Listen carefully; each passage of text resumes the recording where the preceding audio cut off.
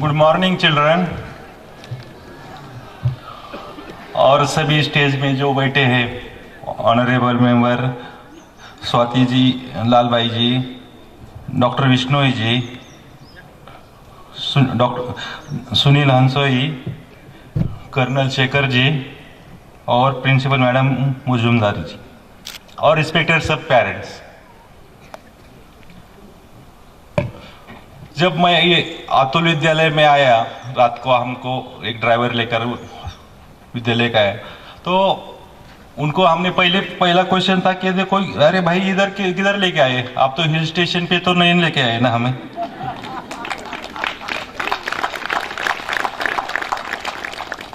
हमारे महाराष्ट्र में तो हमने कभी ऐसा स्कूल नहीं देखा।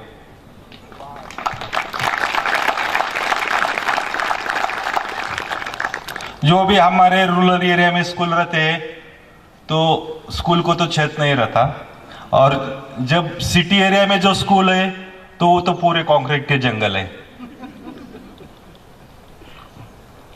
तो स्कूल का जो कोऑर्डिनेशन रात से देख रहा हूं, इतना अच्छा कोऑर्डिनेशन कर रहे हैं, सब साथ साथ काम कर रहे हैं। और जो मॉर्निंग तो मेरी इतनी अच्छी गई, मेरी इतने साल में भी इतनी अच्छी मॉर्निंग नहीं गई थी। बच्चे के साथ टाइम कैसा जाता है, कितनी खुशी आती है। वही था हमारा शेड्यूल ऐसा रहता है कि पूरा हम पेशेंट के साथ रहते हैं, वही बातें पेशेंट की, वही दर्द वही देखते हैं। लेकिन बच्चे के साथ रहने में एक अलग से खुशी देखी। जो बच्चे का स्पोर्ट्स का स्पिरिट देखा वो भी बहुत अलग था।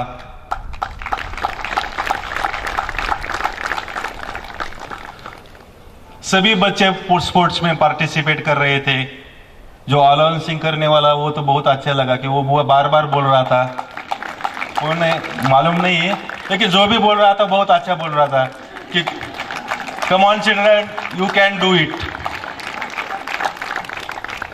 हमें तो यही तो मैसेज लेना है ना कि हम कर सकते हैं।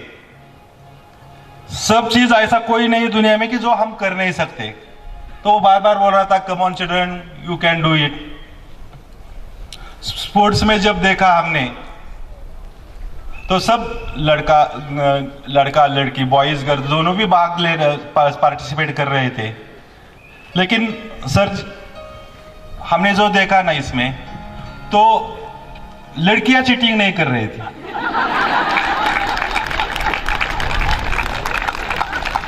चाहे मैच हार क्यों नहीं जाए, लेकिन हम पूरा स्पोर्ट्स का रूल फॉलो करेंगे।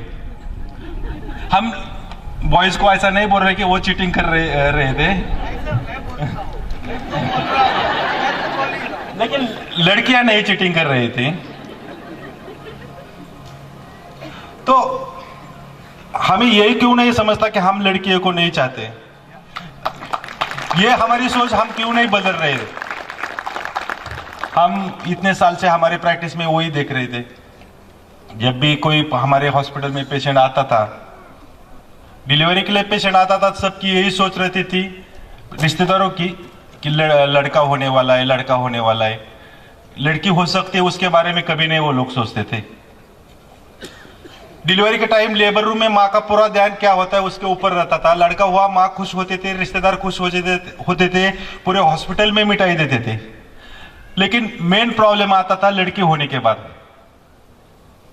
लड़की होने के बाद बहुत से बार लेबर रूम में माँ रोने लगते थे, बाहर रिश्तेदार हॉस्पिटल से चले जाते थे। हॉस्पिटल का लास्ट टाइम आता है बिलिंग के टाइम।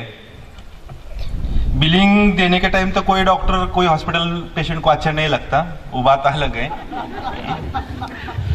लेकिन लड़का होने के बाद मेरे पास कोई नहीं आता था कि बिल कम करो, कितना हुआ, कैसा हुआ। लोग खुशी से बिल देते थे, पूरा बिल देते थे।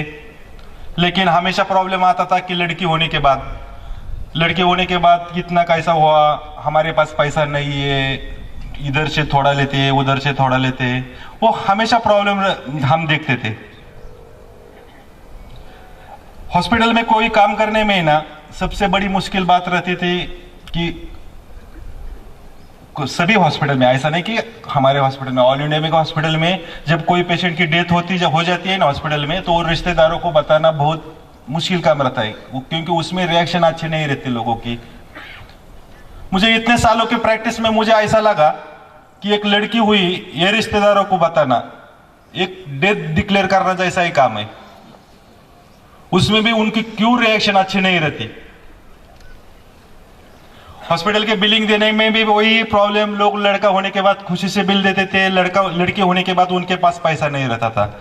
इसलिए हमने 5 साल से हमने ये डिसीजन लिया कि लोग लड़का होने के बाद खुशी से बिल देते हैं तो हम लड़का होने के बाद बिल लेंगे, लड़की होने के बाद उनके पास पैसा नहीं रहता, जाने दो, हम नहीं लेंगे बिल।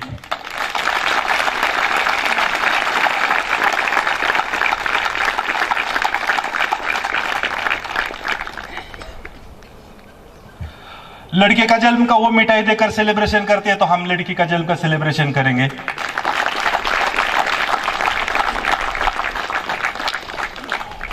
हमारे हॉस्पिटल में हर दिन 1-2 डिलीवरी होती है।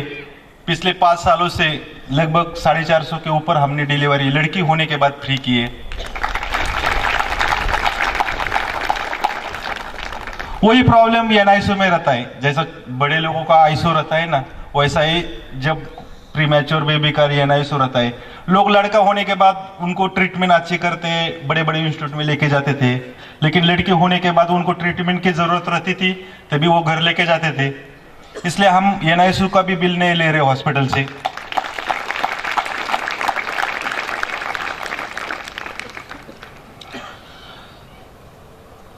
इधर स्पोर्ट्स में हमने चिल्ड्रन को देखा कि हर लड़का लड़की हर चिल्ड्रन वो कोई ना कोई स्पोर्ट्स में पार्ट ले रहा है। देखो भाई, ये प्रॉब्लम सिर्फ हमारे हॉस्पिटल में नहीं है। ये पहले मुझे वैसा ही लगा कि जितने पेशेंट मेरे पास आते थे वही उनका ही प्रॉब्लम है, हमारे हॉस्पिटल में ऐसा प्रॉब्लम है। लेकिन 5 साल में देखा, अरे ये तो प्रॉब्लम ऑल इंडिया में है, पूरे सोसाइटी में है। इसलिए तो मोदी जी ने बेटी बचाओ चालू किया ना।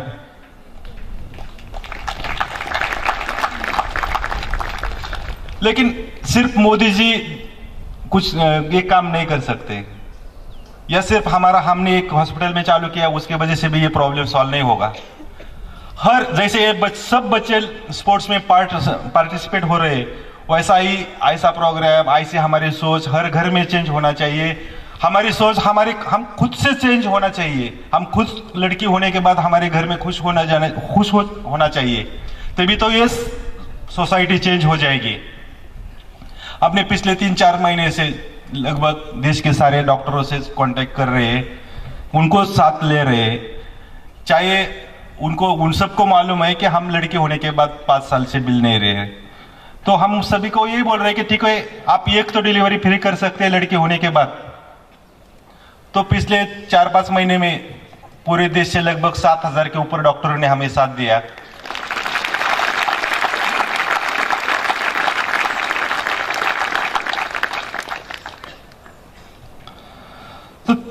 आप सब साथ में आप चेंज हो जाएंगे, आपके घर में लड़के होने के बाद चेंज हो जाएंगे, हमारी सोच चेंज हो जाएगी। तो ये लड़की के लिए अच्छा माहौल देश में तैयार हो जाएगा। और जिनके घर में लड़के हैं, ठीक है, हमारा कैंपेन का मकसद ये नहीं कि हम कोई लड़की और लड़के में कोई फर्क करें। सिर्फ लोग लड़की होने के बाद खुश नहीं हो रहे, इसलिए हम ये चला रहे हैं। तो हम उम्मीद रखते हैं कि आप ऐसे ही स्कूल, बहुत से सारे देश में स्कूल इसमें पार्टिसिपेट हो जाएंगे, लोग पार्टिसिपेट हो जाएंगे, और देश में थोड़ी देर हमारे समाज में लड़की के बारे में सोच चेंज हो जाएगी। फिर मैं शुक्रिया अदा करता हूँ कि आपने मुझे ये स्पोर्ट डे के लिए बुलाया, इतने अच्छे स्कूल में बुलाया। लाइफ में मौका मिला तो मैं फिर आऊँगा।